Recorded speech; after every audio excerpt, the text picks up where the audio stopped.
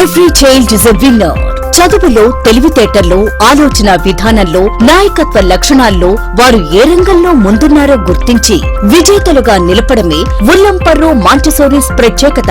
IIT entrance కు సంబంధించి JEE mains లో సంచలన విజయాలు సాధించిన ఉల్లంపర్రు మాంటిసోరీస్ విద్యార్థులు సిహెచ్ మోహన్ కిషోర్ 99.6 తో ఉభయ గోదావరి జిల్లాలో Tirumala college topper, D Dinesh 99.3 తో Palakollu topper, T Divya Srilakshmi 97.1, N Anusha 96.4, A Aditya 95.5 IIT toppers తో పాటు ఏ కేటగిరీలో రంగరాయ మెడికల్ కాలేజీలో సీటు సాధించిన మా విద్యార్థిని ఏ Karthika.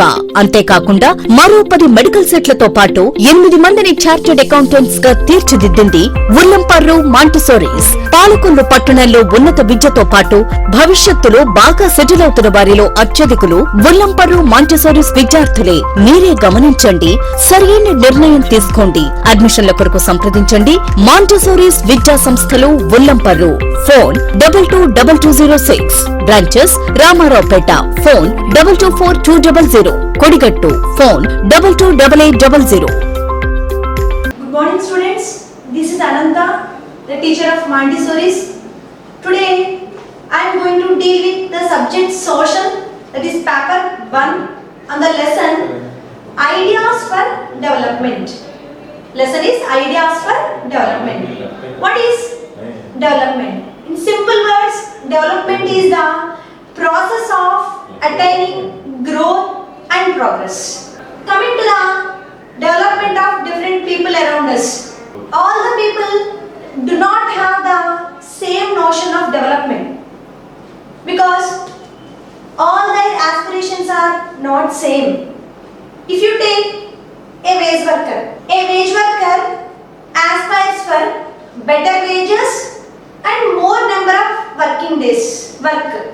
So this is the desire of a wage worker to get income. In the same way, if you take a prosperous farmer refers to large or big farmer who can owns the many acres of the land. Generally, what are the aspirations of a prosperous farmer? He wants to get higher supporting price and more production also. And he wants to make his children to go for higher studies abroad. Like that, he wanted to make his children to settle well by choosing up the better job like that. Then if you take a businessman, what are the aspirations of a businessman? He aspires for more profit by running his business on profitable base. Like that, if you take an industrialist, he also aspires for more output and earning more income through larger profits. So like that, if you observe the people around us, they aspire for more income. So what did you understand the meaning of development? Development is the achieving of goals for better life to all and bringing the equality. This is development. In seeking the things, they have to fulfill their aspirations. We have to, whatever I have discussed now, they refers to the material needs. That means one can earn their needs by using money, by spending money. But along with these aspects, people also aspire for some other non-material needs. What are non-material needs? Like security, freedom, respect, equal status in the society. This type of things comes under non-material things. So they are also the aspirations of everyone around us. People resent discrimination. So everyone wants to lead the dignified life which comes under non-material things. So like that, the ideas are of development is different from each and every person. Sometimes it may lead to the conflict of two individuals also. However, we are comparing the goals of the people. So it is also important to compare the country's development also. So comparing the country's development is also one of the important factor. So how do we compare the country's development? So to compare the country's development, it is very important not to identify or calculate the total income. What is total income? Total income refers to the income earned by each and every resident of the country. That means every individual of the country. But by using total income, it is not correct to compare the countries. Why? Because some countries are big, having less population. Some countries are small, having more population. Like that. Besides the size of the country, it is also difficult to estimate the population also. That's why, based on the total income, it is necessary to calculate the per capita income. How do we get per capita income?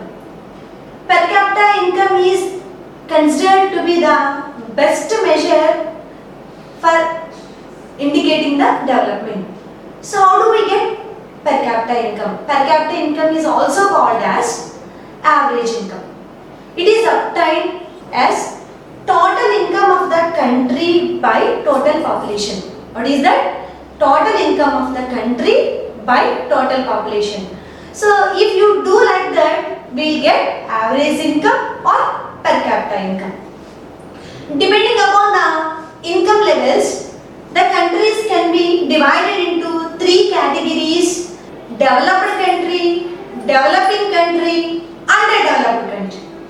So they are also called as like this. So I want to show you this: high income countries, middle income countries, low income countries. What are high income countries?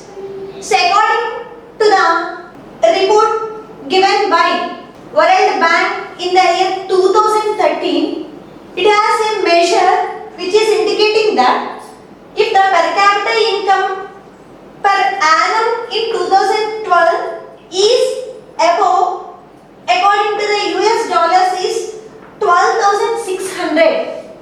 So those countries comes under the category of high income countries or rich countries or developed countries. Am I clear? So high income countries are also known as developed countries or rich countries. Then the second one is which countries are comes under the category of middle income group.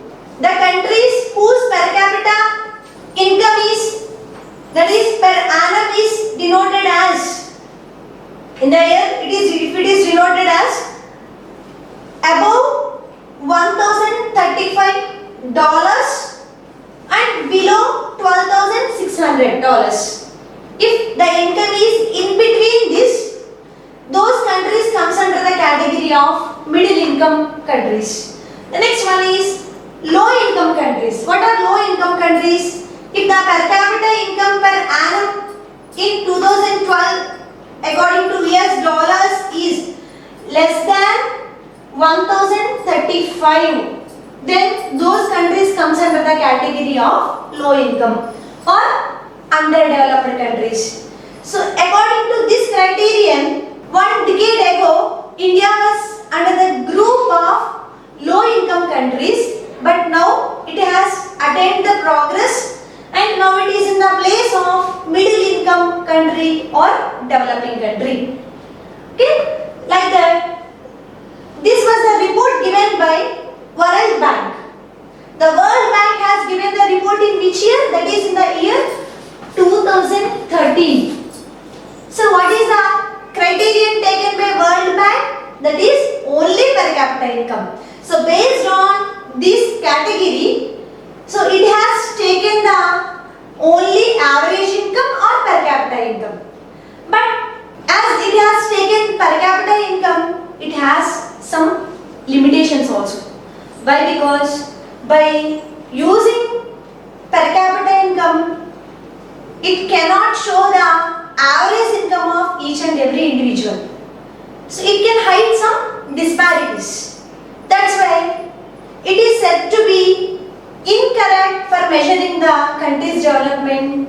Later, it was put forward and given another measure by the UNDP, United Nations Development Program. So now I want to explain you the criterion taken by the UNDP for measuring the country's development. And another report was published by UNDP. A new report was published by UNDP after hearing to the World Bank report. So what is that?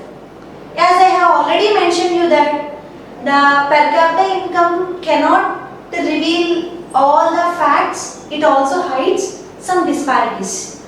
That's why to bring some changes into that, UNDP has published Human Development Report in the same year, that is also 2013. But what is the difference between World Bank report and Human Development Report? So in that, the World Bank has taken only per capita income, but coming to Human Development Report, so UNDP has taken 3 factors as the indicators for development of a country. One is per capita income, it is also known as average income. So per capita income, health status and educational status. So health status refers to here health condition. In the same way, education also. If these 3 factors are considered for measuring the country's development, it can reveal the best one. It is denoted as the best one. That's why the criterion taken by the UNDP is taken as the correct measure for comparing the country's development. There is a question also related to this. What was the criterion used by World Bank and how is it different from UNDP? See, this type of question is there. Just you have to mention that what are the factors indicating for country's development in the World Bank report. There you have to mention just only per capita income. Then what about UNDP? UNDP has taken these 3 measures which is said to be the effective one for comparing the country's development. Here I am showing you a comparative data of 3 states of India. One is Punjab, Himachal Pradesh and Bihar. Here what did you observe here? Here I have mentioned 3 factors. They also contribute the country's development. IMR, literacy rate and net attendance rate. What is IMR? IMR full form is infant mortality rate. Out of 1000 live born children, number of children who die within 1 year, it is called IMR. What is IMR? Out of 1000 live born children, number of children who die within 1 year, it refers to IMR. The IMR of the year 2006 is given here. Punjab, the children those who are surviving before 1 year, the number is 42. Next, surviving, this is 42. Here the number of children who die within 1 year is refers to IMR, means here 42 children comes under this category. Then Himachal Pradesh, it is 36. Next, Bihar is 62. Here what did you observe here? Out of 1,000 children, 42 members are dying before the 1 year of age. Then here 36. Here is 62. Here which state is having less number? That is 36 here. That means which is in better position? That is what? Less number of dying before 1 year of the age is coming to Himachal Pradesh, it has the less number. Next, coming to literacy rate. What is literacy rate? The percentage of literate population in the year 7 and above age comes under literacy rate. Then coming to literacy rate of the year 2011, Punjab literacy rate is 77, Himachal Pradesh literacy rate is 84, Bihar is 64.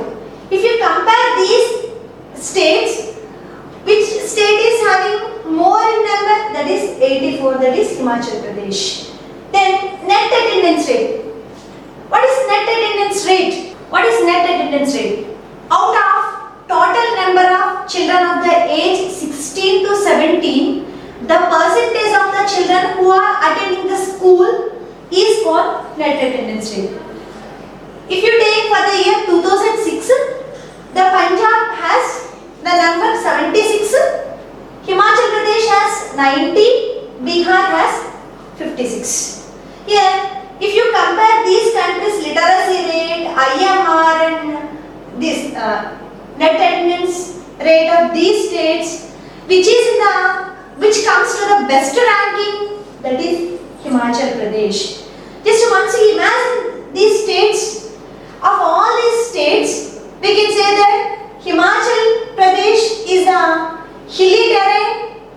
Which is a part of the Himalayan region, having less density of population. Less density of population means number of people living per unit, square unit is less as compared to these two states.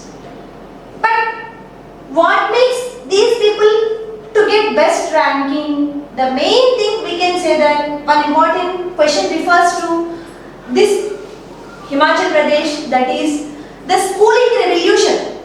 What is the schooling revolution of Himachal Pradesh? It is one of the important questions. Sometimes it is asked for 4 marks and 2 marks also. So I am going to explain the answer for this one. As per the central government budget, each and every state have to spend rupees 1049 rupees for student education.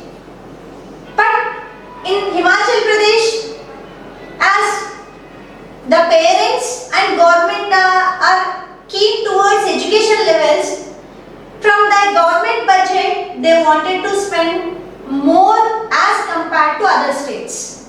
As they know the value of education, so they wanted to spend more on education. As per government rule, the state government have to spend 1049 rupees per student, but they are spending rupees 2000 per each child. So this is the government budget, and mainly coming to per capita income, the Himachal Pradesh per capita income is only 74,000 rupees. It has the per capita income is 74,000 only. Though it has less per capita income, because of the parent support, the government also ready to spend more on children education, as it became as a social norm for them. Social norm. It is a social condition for them that they wanted to educate their children well. So because of this spirit, there is support both from parent side and government side. So like that, it is likely to spend 2005 rupees on education. And each and every mother of Himachali place, Himachali region, so they wanted to make their daughters to get educated well, and they want their children to be settled in jobs after the marriage. That's why they did not show any gender bias. So they are giving equal importance both for girl child and boy child. So like that they are encouraging their children to go for higher education, as this support has started first from the home. So this is adding support to the government also. This makes the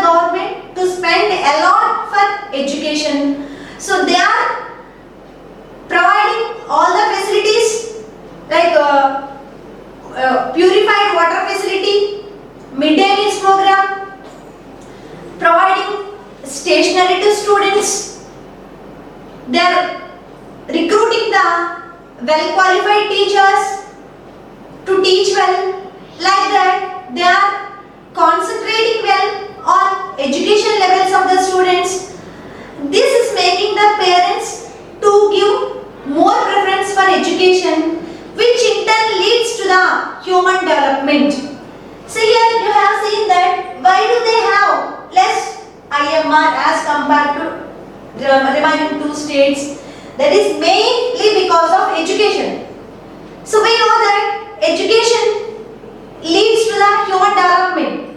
So this idea is making those members to give preference for nutritious food to the children. So this idea is making them to attain less IMR in their state. Now finally, based on the given information, I want to discuss some questions, some 1 mark questions. In 1 mark questions, you are going to write some definitions and also some abbreviations also be asked. What are abbreviations? Abbreviation means full forms of the given letters, words like this. So, HDR. What is the full form of HDR? Human Development Report. What is the full form of UNDP? United Nations Development Program. WBR. World Bank Report. IMR. Infant Mortality Rate. HDI. Human Development Index. Okay. Who published the HDR? That means Human Development Report. So this was the report published by UNDP. Who published the World Bank report? That is World Bank. Next, what is per capita income or average income? The total income of the country is divided by total population is called per capita income or average income. Next, some 2 mark questions. What are the different indicators in which development is measured? Actually, we have seen the criterion taken by World Bank and UNDP. So, UNDP has taken the 3 factors, whereas World Bank has taken only one factor, that is per capita income. So, along with those, there are some other factors also be considered. So, all together just I am telling per capita income, health status, educational status, IMR, net attendance rate, average years of schooling, next average life expectancy, like that we can take employment status also. These are some of the indicators for country's development. Next, sometimes you will be asked like this. As I have mentioned you about the Himachal Pradesh schooling revolution, where we did not find any gender bias, and why they are giving more preference for women education. So all this is giving the stress on women education, the girls education. So there may be the chances to get the questions like slogans for girls education. So we can create some slogans on girls' education.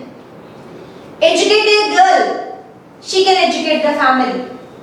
Education to girl, it gives development to the family. So girls' education, it leads to human development. Like that, we can write number of girls' education slogans. Next, public amenities. What are public amenities?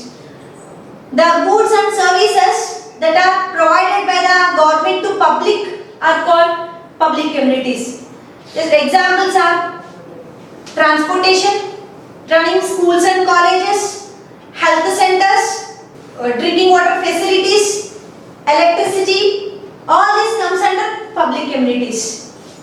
Then, I already mentioned you about the country's division that is based on the income levels: high income, low income, middle income. Some of the essay questions I am going to explain. See the first topic of today's class. the criterion used by both World Bank and UNDP. So the comparison of these two comes under one of the essay question. So we have to explain the criterion used by both. This is the first one. The second one is schooling revolution of Himachal Pradesh. So how much they are spending for schooling budget, and why the mothers are giving more importance for girls' education. Why don't they follow the gender bias? So this comes under the schooling revolution of Himachal Pradesh. The third one is right to education. What is right to education?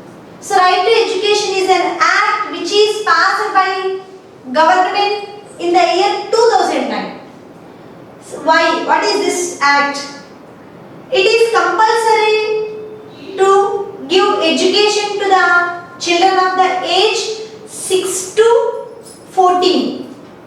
So to provide education to 6 to 14 years of age children, government has taken as an important step to provide the education at free of cost to the students. So this was the act passed by the government, which in turn leads to the human development. So to go through this, as it is a responsibility of the government to provide the free education to the students of the age 6 to 14 years, it was implemented compulsory education to the children. So to increase the net attendance rate, it started introducing the midday meals. It was first introduced in the Tamil Nadu state. Later it was implemented in all the states of the country as it is the order of the central government. So why it has started? This act means to increase the net attendance level. Once number of children are coming to the school to get educated, automatically it can increase the per capita income, which in turn leads to the human development. So like that, government is concentrating on providing minimum facilities to schools by recruiting the well-educated teachers and also providing some provisions to the students, that is providing the food and other stationery items. So this can make the students to come to the school, like that it can increase, which in turn leads to the increase in the educational status. So this is Right to Education Act. If this is given for 2 marks, we have to write at least 4 sentences. Then if it is given for 4 marks, means we have to elaborate the answer. Next, the last question is parents' priority to boys' education. So it is one of the situation we observe around us. In our society, it became as an age-old practice. That is, right from olden days, parents are giving more priority to the boys as compared to the girls.